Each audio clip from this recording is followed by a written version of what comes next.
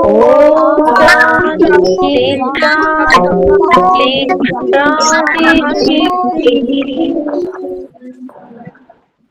अच्छा, अभी सभी बच्चे अपना माइक म्यूट रखेंगे। मनीषा जी का माइक भी म्यूट कीजिए और बाकी सभी बच्चे भी माइक म्यूट रखेंगे। गुरविंदर जी आपके भी, हाँ, और भी कोई अनम्यूट ना करें।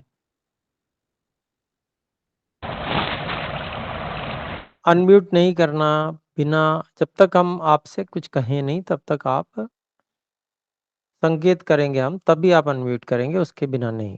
ठीक है, तो सबसे पहली बात मैं आपसे जानना चाहूंगा।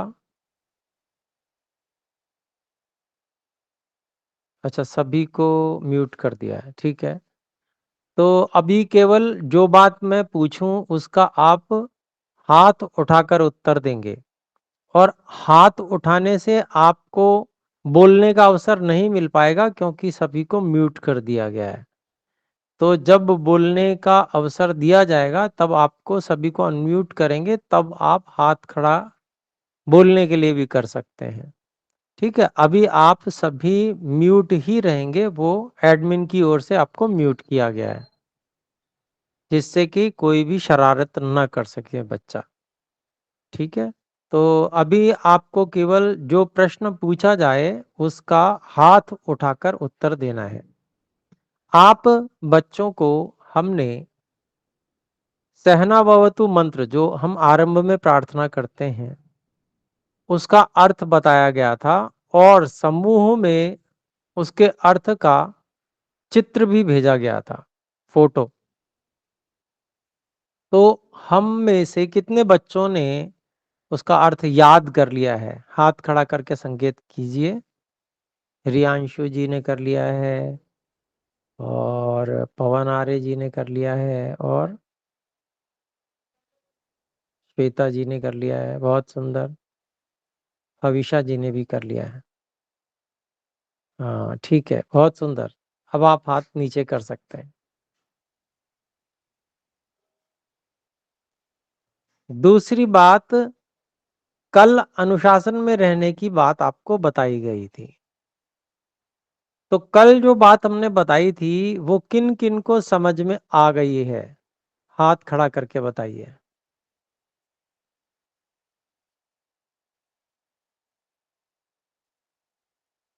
अच्छा, ये हाथ मैं इसलिए खड़े करवा रहा हूं कि आप कितने जागरूक हैं ये मुझे पता चल पाए, क्योंकि यहाँ पर हमारा इंटरेक्शन का जो आपसी संवाद का माध्यम वो हाथ खड़ा करना ही है। तो 2 2 4 2 6 2 8 2 10 12 14 16 18 20 22 24 24 बच्चों ने हाथ खड़ा किया है। 23 24 बच्चों ने हाथ खड़ा किया है, और अब 26 बच्चों ने। ठीक है, कोई बात नहीं। तो अब आप नीचे कर सकते हैं, हाथ नीचे कर सकते हैं।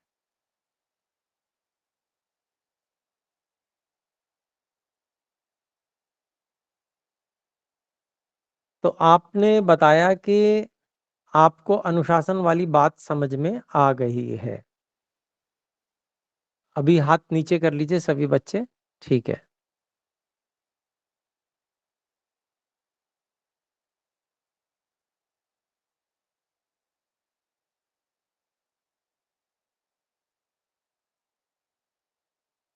तो आप अभी लगभग 70 बच्चे जुड़े हुए हैं, जिनमें से 26 27 बच्चों ने, 28 बच्चों ने हाथ खड़ा करके संकेत किया।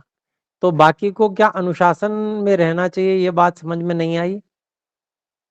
सबको आनी चाहिए ये बात। और देखिए, आप अनुशासन में रहेंगे तभी आप कुछ सीख पाएंगे, और अगर आप अनुशासन में नहीं रहेंगे तो आप सीख भी नहीं पाएंगे। तो इसलिए आपको अच्छी बातें सीखनी है, इसलिए आप सभी अनुशासन में रहना सीखिए। यहाँ पर आप सबको म्यूट रहने के लिए विवश किया गया है, इसीलिए कि कुछ जो 26 27 बच्चे हैं उनसे बाकी जो 70 बच्चों में से शेष बच्चे अनुशासन नहीं सीख पाए हैं। इसीलिए यहाँ पर म्यूट का ऑप्शन आप को दिया गया, मतलब अनम्यूट का ऑप्शन आपको नहीं दिया गया है अभी, जिससे कि जो बात मैं बताऊं वो आप सुन पाए। नहीं तो आप में से बीच बीच में जो बच्चे अनुशासन में नहीं रहते हैं वो अनम्यूट करके हल्ला मचाएंगे, तो कक्षा हो ही नहीं पाएगी। इसलिए एडमिन ने इस कार्य को किया है। तो आप जो भी बात पूछी जाए, पहले जो हैंड्स रेज वाला ऑप्शन है, हाथ उठाने वाला ऑप्शन है, उस ऑप्शन का ठीक ठीक उपयोग करके बताइए सभी। तब ये पता चल पाएगा कि आप म्यूट अनम्यूट करने ये भी योग्य हैं, है ना। भी बच्चे इस कार्य को ठीक से करेंगे। जो प्रश्न पूछा जाए, आपसे कहा जाए हाथ खड़ा कीजिए, तो आप हाथ खड़ा करेंगे। और फिर जब ये पूछा जाए भाई किनको समझ में नहीं आया, तो जिनको समझ में नहीं आया वो केवल वही हाथ खड़ा करेंगे।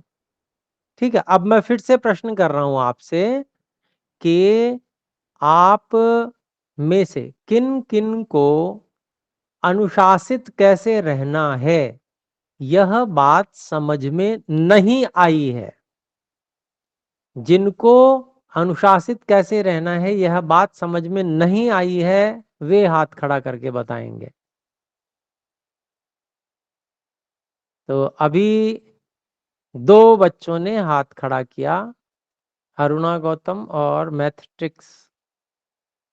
तो चलिए कोई बात नहीं, 2-3 बच्चे हैं, मैं संक्षेप से बता देता हूं, आप हाथ नीचे कर लीजिए। तो जो मैं बता रहा हूं वो ये, अनुशासन में कैसे रहना है। अनुशासन में ऐसे ही रहना है कि हमको ये कहा गया है कि अपने आप हम बिना अनुमति के अनम्यूट न करें, ठीक है। और जब कुछ पूछा जाए तो हाथ खड़ा करके संकेत करें। जब बोलने की अनुमति नाम लेकर की जाए तब आपको अनम्यूट करना है। सावधान होकर कक्षा में बैठना है, जिससे कि आप अच्छे से सब बातें सुन पाएं, ठीक है। तो इस तरह से आपको अनुशासन में रहना है। और जो भी बात पाठ आपको सिखाया जाए उसको आपको याद करना है, ठीक है। आपको बहुत से श्लोक स्वयं भी आते होंगे, याद होंगे। तो अंत में यदि अवसर होगा तो उनको 3 बच्चों को हम अवसर देंगे। जिन्होंने पहले सुना दिया है वो नहीं बोलेंगे, जो नए बच्चे उनको अवसर देंगे, यदि आप ठीक से अनुशासन में चलते रहे तो अभी हम, क्योंकि व्यवहार भानु इस महर्षि दयानंद सरस्वती जी ने लिखी हुई पुस्तक है, उसके माध्यम से आपको उत्तम संस्कार देने का प्रयास कर रहे हैं। तो उसकी भूमिका को हमने पिछली बार पढ़ा था और उसमें हमने ये बात जानी थी कि जो व्यक्ति धर्मयुक्त व्यवहार करता है, अनुशासन में रहना भी धर्मयुक्त व्यवहार है, तो जो धर्मयुक्त व्यवहार करता है वह सुख प्राप्त करता है, और जो धर्मयुक्त व्यवहार नहीं करता है वह दुखी हो जाता है और अपनी हानि कर लेता है।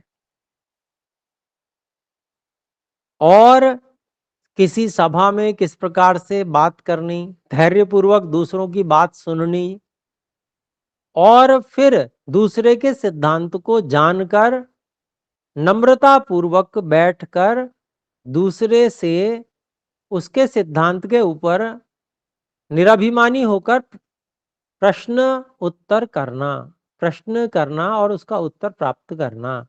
तो इस प्रकार से ये सभ्य लोगों का, धार्मिक लोगों का कार्य है। और जो अधार्मिक और बुरे लोग होते हैं वो उल्टा सीधा बोलते हैं और ठीक प्रकार से व्यवहार नहीं करते। तो इस कारण से जो अच्छे लोग होते हैं फिर उनको वो अच्छा नहीं मानते, उनका तिरस्कार करते हैं, यानी कि उनको मान्यता नहीं देते। तो इसलिए हर कोई चाहता है कि मुझे मान्यता मिले, कोई भी ये नहीं चाहता कि उसका तिरस्कार हो। तिरस्कार मतलब उसकी उपेक्षा की जाए, अर्थात उसको नेग्लेक्ट किया जाए, ऐसा कोई भी नहीं चाहता। सब चाहते हैं कि उनके साथ अच्छा व्यवहार हो।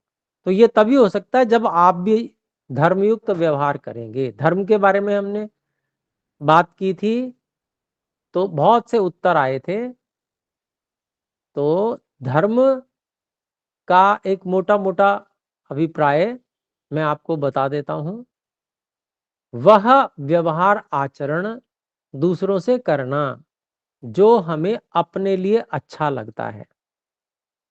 जो हमें बुरा लगता है वैसा व्यवहार आचरण दूसरों से नहीं करना, ये धर्म है। और अगर हमको जो बुरा लगता है वैसा ही आचरण हम दूसरों से करते हैं, वो क्या है? वो अधर्म है। और अगर हम जो आचरण हमें अपने लिए दूसरों से अच्छा लगता है, हम उम्मीद करते हैं, हम आशा करते हैं कि दूसरे हमसे ऐसा व्यवहार करें, और फिर हम वैसा ही व्यवहार सबसे करते हैं, तो ये कैसा आचरण है? ये धर्मयुक्त आचरण है। ठीक है, ये कोई भी समझ सकता है, कोई भी जान सकता है। इसलिए सबसे सरल जो धर्म का लक्षण है वो मैंने आपको बताया। तो ये धर्म का लक्षण आपको समझ में आ गया? जिनको समझ में आ गया वो हाथ खड़ा करके यहाँ पर, हाँ, इस बटन को दबा के बताएंगे। तो बहुत अच्छा, बहुत से बच्चों को समझ में आया। नीचे कर लीजिए, हाथ नीचे कर लीजिए। जिनको यह लक्षण समझ में नहीं आया, अब वे हाथ खड़ा करेंगे। हाथ हटा लीजिए अपने, और जिनको अभी समझ में नहीं आया है वे हाथ खड़ा कीजिए। तो दो तीन बच्चों को नहीं आया है, तीन चार बच्चों को, तीन बच्चों को। फिर से मैं दोहरा देता हूं, आप हाथ नीचे कर लीजिए। मुझे पता चल गया आपको बात समझ में नहीं आई, फिर से मैं बोल देता हूं, उससे आपको समझ में आ जाएगी। वो ये कि आप और हमको ऐसा व्यवहार आचरण करना चाहिए जो हम अपने लिए दूसरों से चाहते हैं। कोई दूसरा हमको आगे थप्पड़ मारे, हमको डांटे, क्या हम ऐसा चाहते हैं?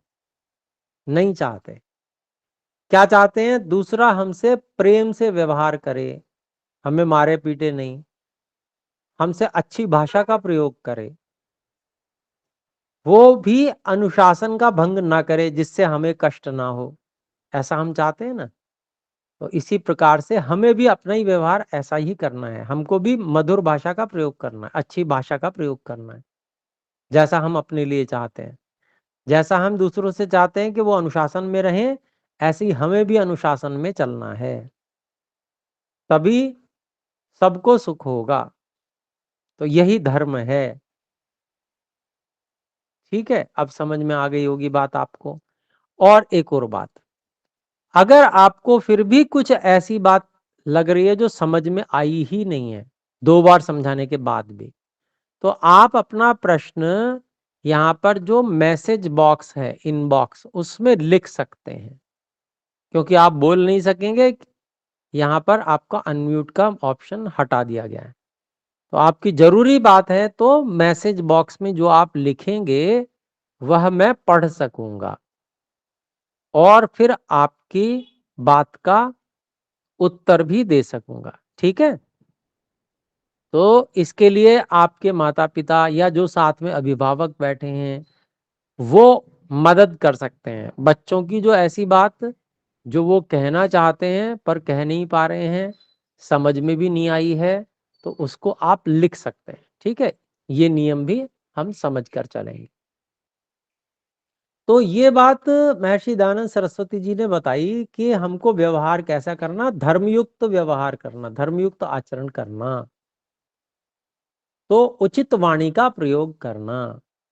फिर आगे अच्छा व्यवहार करने का महत्व बताते हुए कहते हैं, जब मनुष्य धार्मिक होता है तब उसका विश्वास और मान्य शत्रु भी करते हैं।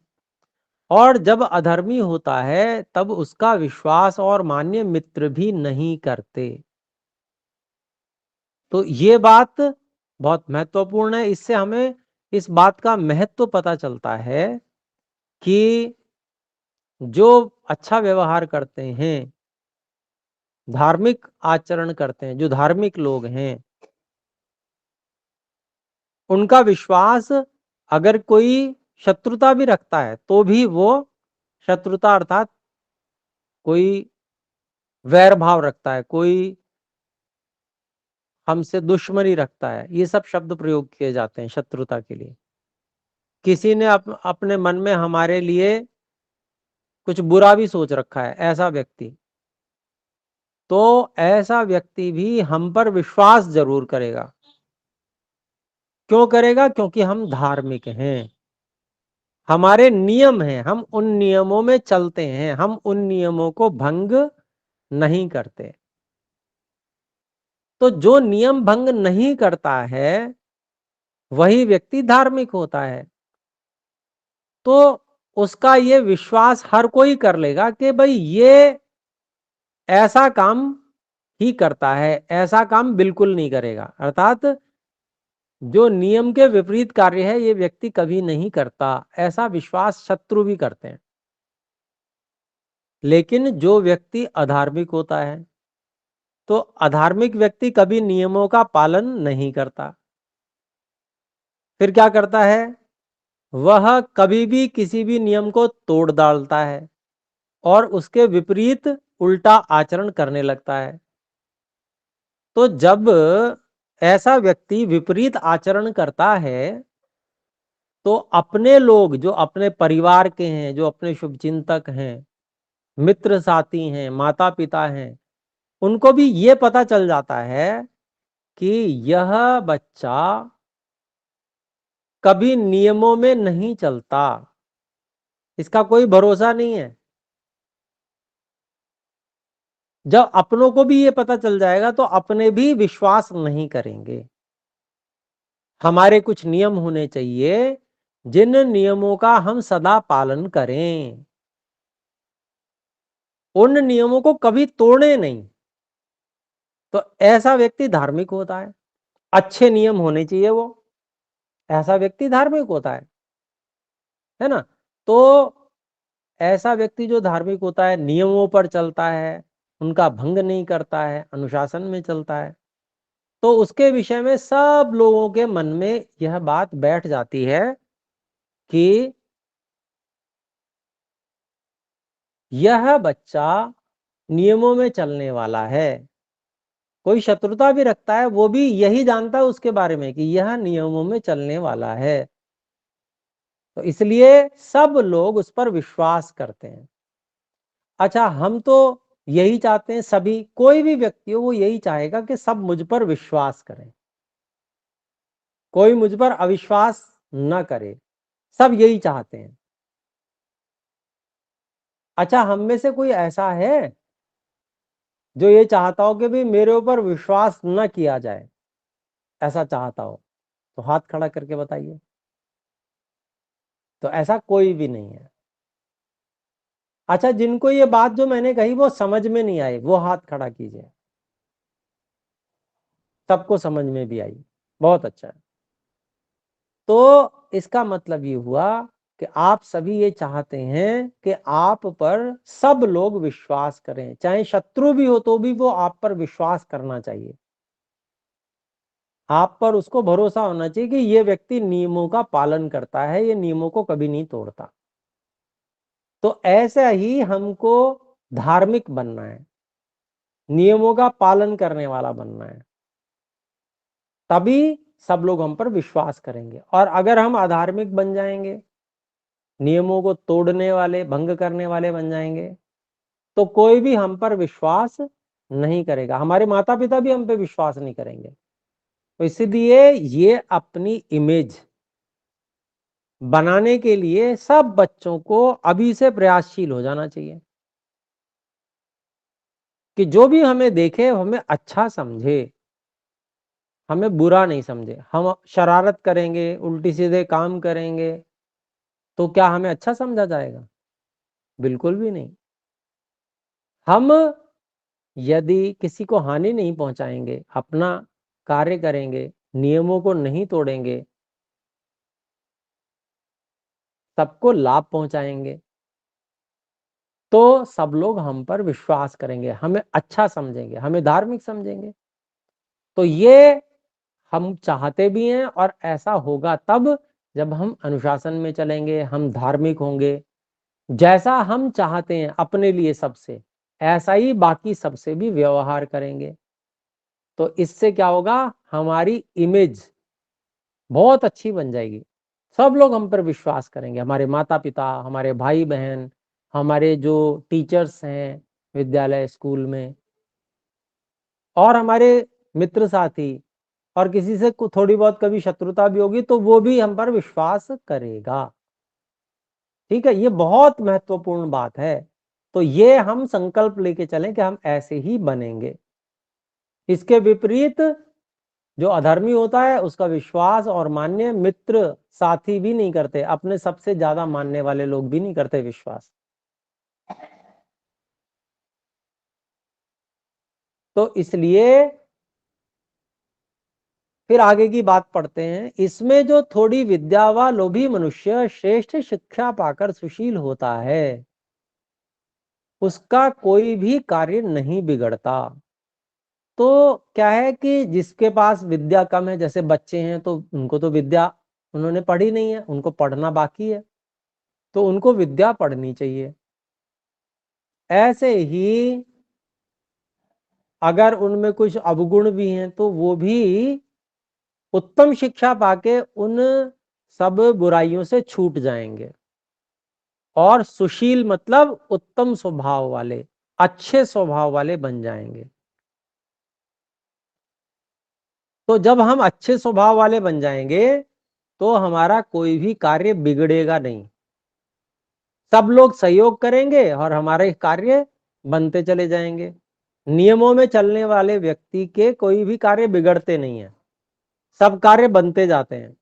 नियमों में चलने से जो गुरुजी कार्य देते हैं, टीचर्स कार्य देते हैं, वो भी हम पूरा कर लेते हैं, क्योंकि हमको पता है हम नियम में चलते हैं, हम अपने समय से वो कार्य पूरा कर लेते हैं। तो हमारा कोई भी कार्य बिगड़ता नहीं है, हमको डांट भी नहीं खानी पड़ती, कोई हमें डांटता नहीं है। तभी तो जब हम सारे उत्तम कार्य करते हैं, अच्छे से अच्छे कार्य करते हैं, धार्मिक बन जाते हैं, और विद्या पढ़ने में खूब मेहनत करते हैं। इसलिए स्वामी जी कहते हैं कि मैं मनुष्यों को उत्तम शिक्षा के लिए सब वेद आदि शास्त्र और सत्य विद्वानों की रीति युक्त व्यवहार भानु ग्रंथ को बनाकर प्रसिद्ध करता हूं। तो ये प्रयोजन बताया स्वामी जी ने, स्वामी दयानंद जी ने, कि ये व्यवहार भानु बनाने का प्रयोजन ये है कि सभी विद्वान जो सत्य विद्वान हैं, उनकी जो रीति है, उनका जो तरीका है, उनका जो मैनर है ना, उस उन तरीकों को सब लोग सीख पाए, उसके लिए यह व्यवहार भानु ग्रंथ बनाया गया है। और इसको अच्छे से सब लोग समझकर, पढ़कर अपनी अपनी संतानों को, विद्यार्थियों को उत्तम आचार से युक्त करें, आचरण उनका उत्तम बनावें, और स्वयं भी उत्तम आचरण से युक्त हो जाएं। इससे क्या होगा, सब दिन सब लोग सुखी रहेंगे। तो जो व्यवहार भानु है उसमें बहुत से श्लोक दिए गए हैं संस्कृत भाषा में, उन संस्कृत भाषा के श्लोकों को भी हम सीखेंगे और उसका अर्थ भी सीखेंगे। ठीक है, तो आइए हम व्यवहार भानु की भूमिका अब हो गई पूरी। अब हम व्यवहार भानु ग्रंथ शुरू करेंगे, लेकिन अभी समय होने वाला है पूरा। तो अभी हमने भूमिका पूरी कर ली है और अब हम आगे की बात करेंगे। तो मैं एडमिन जी से निवेदन करूंगा कि यदि संभव हो तो वो अनम्यूट कर दें सभी को।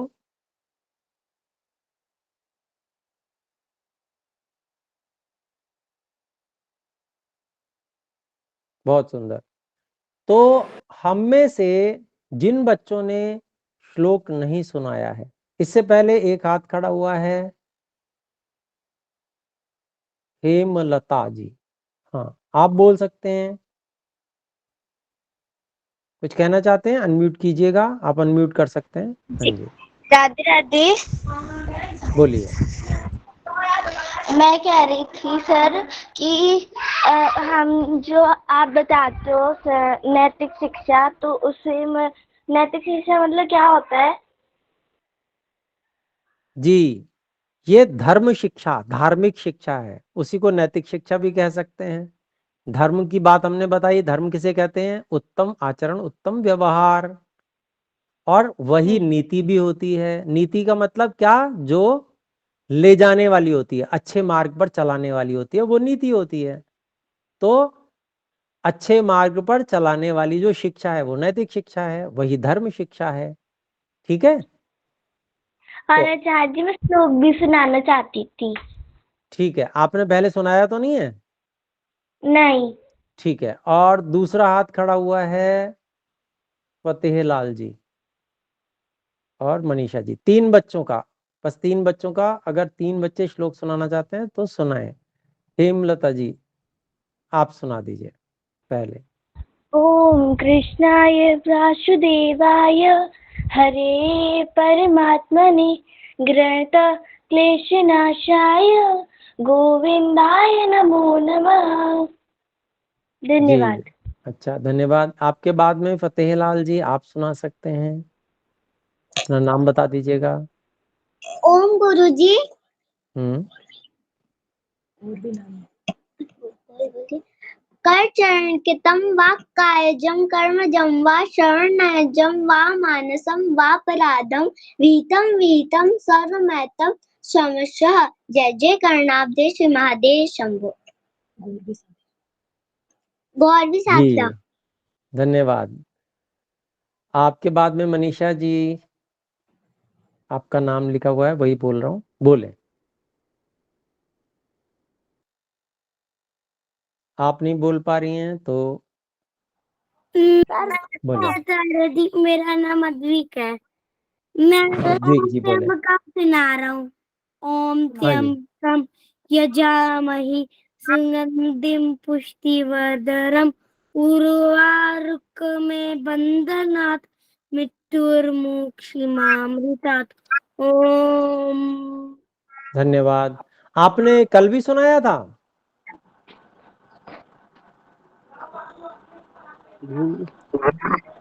कल भी सुनाया था आपने? हाँ, जी। जिन्होंने, हाँ, तो अब दोबारा नहीं सुनाना आपने। जो कल, जिनको कल कहा था ना, उनको मना किया था। तो आगे ध्यान रखिए, है ना, नहीं तो बाकियों किसी को अवसर नहीं मिलेगा। तो एक बच्चे को और अवसर दे रहे हैं, डॉक्टर रूपल जी, बच्चा बोल सकता है आपका। अनम्यूट कर लीजिए। शन्नो देवी रविष्टय आपो भवन्तु पीतये शय्योरवि शवन्तु नः। बहुत सुंदर। संध्या का प्रथम मंत्र सुनाया इस बच्चे ने। क्या नाम है आपका बेटा? ईशान काबरा। ईशान जी, बहुत सुंदर। तो बच्चों, अभी हम समाप्त करते हैं। आपको जो बातें आज बताई गई,